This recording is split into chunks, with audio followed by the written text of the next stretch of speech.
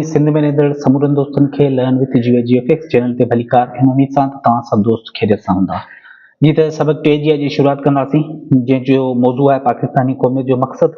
ऐं इन सबक जो जेको मुतरजम आहे या जेको तर्जुमो हिन कयो आहे उहो कयो आहे अली नवाज़ हाजिन जतोई साहब। त सभ खां पहिरीं हिन वीडियो में असीं ॾिसंदासीं प्रोफेसर अली नवाज़ हाजिन जतोई साहब जो जेको इल्मी अदबी कमु आहे सिंधी अदब में, उनखे जेको आहे असीं हिन वीडियो में कवर कंदासीं। उनखां पोइ सबक जेको आहे उनजो एक्सरसाइज खे हल करण जी कोशिश कंदासीं। त पहिरियों त प्रोफेसर अली नवाज़ जतोई वल्दियत जेका आहे उहा कहिड़ी आहे, हाजन ख़ान जतोई, ऐं उनजो जेको जनम आहे उहो 11 जुलाई 1914 ईस्वी ते पुराणा जतोई तेलके मोरो ज़िले नैशोर फिरोज में जनम वरितो। प्रोफेसर अली नवाज़ जतोई साहब जो जेको जनम आहे उहो कहिड़े ज़िले में थियो, नैशोर फिरोज ज़िले में थियो।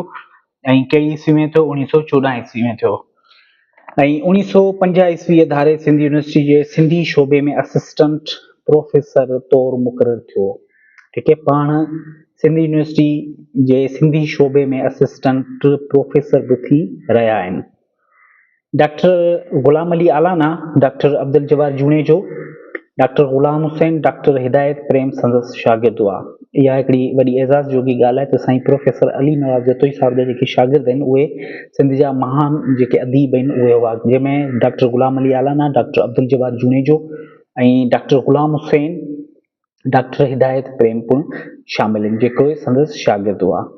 ऐं संदसि अहम किताब जेके आहिनि उहे कहिड़ा आहिनि?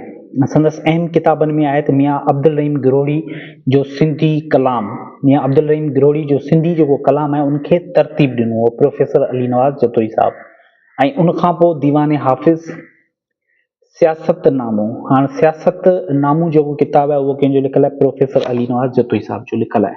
इख़लाक़ मोहसिनी, सिंधी सहीफ़ो। हाणे सिंधी सहीफ़ो बि जेको आहे इंतहाई मशहूरु किताबु आहे। ऐं इहो सवाल अची सघे थो त सिंधी सहीफ़ो जेको किताबु आहे उहो कंहिंजो लिखियलु आहे? त सिंधी सहीफ़ो जेको किताबु लिखियलु आहे उहो कंहिंजो लिखियलु आहे? प्रोफेसर अली नवाज़ जतोई साहब जो लिखियलु आहे। उनखां पोइ ग़ज़लनि जो गुंचो, उनखे तरतीब ॾिनो आहे। ऐं इल्म लिसान ऐं सिंधी ज़बान, काफ़ी कमीशन जे जेके सुवाल आहिनि उन्हनि में ही अची चुको आहे। थी सघे थो सिंधी इंटर जो जेकॾहिं बोर्ड जा पेपर थियनि था त उनमें बि इहो सुवाल अचे।